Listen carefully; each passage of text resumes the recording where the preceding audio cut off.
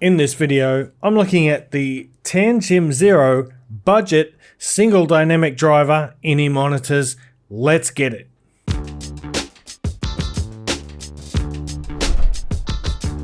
What's cracking, audio fans? It's David here from Prime Audio Reviews. That's the Tanchjim Zero. Look, oh my gosh, it's a waifu. On the back of the box, you get a frequency response graph, which looks pretty much to be the same, or similar as my one.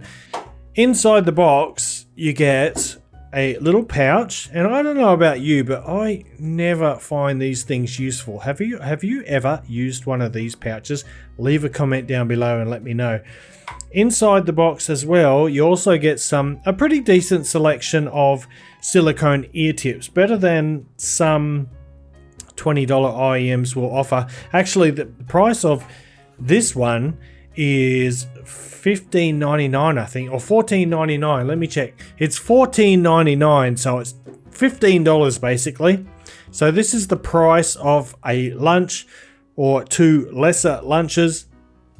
We're in that budget realm, and yeah, let's talk about it. In terms of build, we've got these clear acrylic shells. Very short, very compact, as you can tell. They're a lot smaller than the 7Hz Cellnotes Zero, as you can see, a lot smaller than that.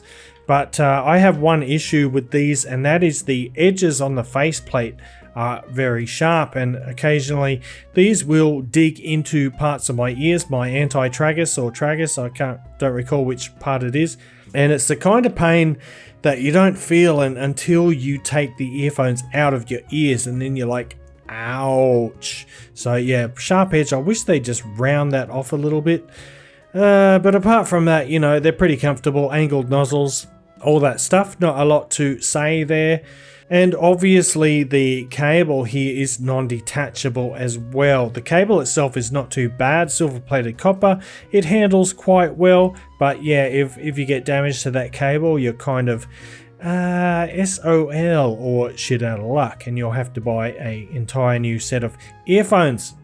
But we're not going to dilly-dally all day. Let's get into it and talk about how the Tanchjim Zero sounds. So $14.99, keep that in mind. And the Zero here has a fairly neutral sound signature with a lifted upper mid-range and lower treble. It doesn't sound flat though, despite how it looks on the graph, which we'll get to. True, it's not the most dynamic sounding IEM, but it has a great resolution for something in this price point. You'll need to give these some power to hear their full potential. I think most smartphones won't have the drive to make these really come alive. At the very least, you should plug them into a dongle DAC, in my opinion, so they do need a fair bit of power to really do their best. With its warm undertone and laid back upper treble, the Zero sounds pretty smooth and chill. I'd recommend not paying too much attention to the graph. First off, it looks as though there's next to zero, no pun intended, bass, but in fact there's plenty of bass presence. Bass heads need not apply, however, but for sure most people should be satisfied with the quantity of the bass that you get here. However, finding the right tips and getting a proper fit is essential to put the meat on the Zero's bones. Let's throw up that frequency response here. And there you can see, boy, very linear all the way from the sub bass right up until we get into the upper mid range where it rises. Of course, that is necessary, otherwise it would sound very dark and very flat. And then after that sort of 8 kilohertz, where that plateau ends at 8 kilohertz, you get a massive dip. This does a couple of things. First of all, it smooths over some of the finer details. It removes some of the airiness from the overall sound, and it gives the Tanchjim Zero here a very sort of a solid down to earth sound.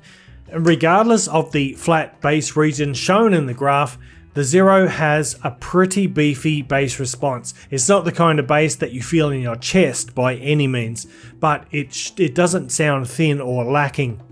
The main issue I have with the bass is that it lacks texture and definition. Leading edges are softened and most bass notes sound pretty much the same. The sub bass feels a little bit lacking in authority too, although it does produce a light rumble, but don't expect to get your really deep rumbly bass satisfaction out of these. Then onto the mid-range, and my first thought about the mids was that the overall resolution is really good for such an affordable IEM. While the Zero doesn't sound dark or veiled, it's not exactly brimming with clarity either, and this is due mainly to a relaxed upper treble tuning and a forward mid-range. Vocals and instruments have a fairly neutral note weight, and they sound pretty natural, but they don't exactly pop. But the upper mid-range lift is done well and it comes across evenly. There's not really any shoutiness and the overall tone remains slightly warm. And then we get into the treble. The treble is fairly relaxed, especially in the upper regions. Crash cymbals kind of sit a little bit at the back of the mix, but they have a reasonably natural fall off. The treble timbre is decent. Again, we're talking about a $15 IEM. But there is no sparkle and not a whole lot of air in the treble either. Thankfully, there are ample details though, and that's thanks to the overall resolution and the relative lightness of the bass. The Zero delivers a smooth treble and one that's free of sibilance. However, if you're looking for radiant splendor in the highs, this probably isn't the IEM for you. The soundstage is fairly intimate, but it's organized thanks to good instrument separation and that understated bass. Imaging is decent and the level of detail retrieval is sufficient. I'd even go to say that the detail retrieval is pretty good, especially considering the warm tonality. Right, so let's have a look at some of the competition now. We've got the Blonde Z200. V-shaped IEM, another fixed cable one.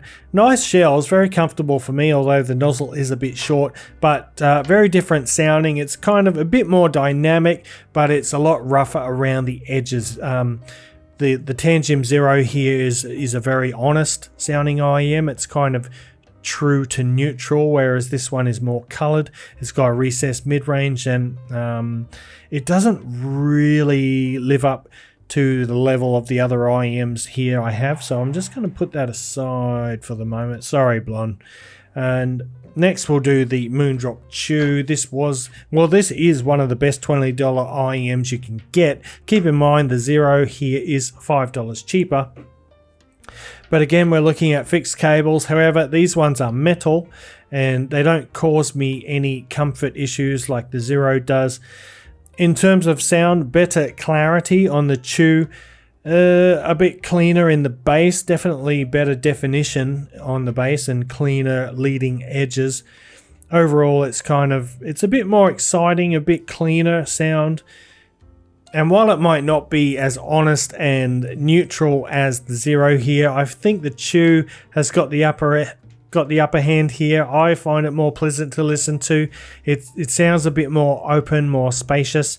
Vocals are more articulated and cleaner, and overall I just prefer the sound of the Chew. And then we've got the 7Hz Cell Notes Zero, and yeah, if you saw my review of this one, you already know what I think pretty much. This one dominates this entire price range, really. It's the king. It's the current king of budget IEMs, in my opinion. If you're looking for a bass head budget IEM, none of these are going to beat something like the CCZ Coffee Bean or even the old KB Ear KS2. But the Zero here, oh god, this is going to be messy. The Cell Notes Zero is better than the Tanchjim Zero. No doubt about it in my mind. If you're looking for something that's really neutral and uncolored, then sure, the Tanchjim Zero might be better for you. However, if you're looking for, fit, passive noise isolation, dynamics, clarity, clean bass, just overall everything, this one is just incredibly good value. It's a freak. It's a freak of nature, and I don't know what else to say, so I'm going to wrap it up there, guys. That is the Tanchjim Zero. It is a decent IEM. if you can't afford the extra $5 for the Zero, but you know, I would really recommend you knuckle down and try to drum up the extra $5 to get these ones. You won't regret it. But anyway, thanks for watching the video. If you liked it, give it the old thumbs up, Parfam audiophile style. If you're new here and you want to check out more reviews like this in the future, make sure you hit that subscribe button. Check the description down below. I've got links to my full written review along with my social media links, etc. And until next time, I'll see you later.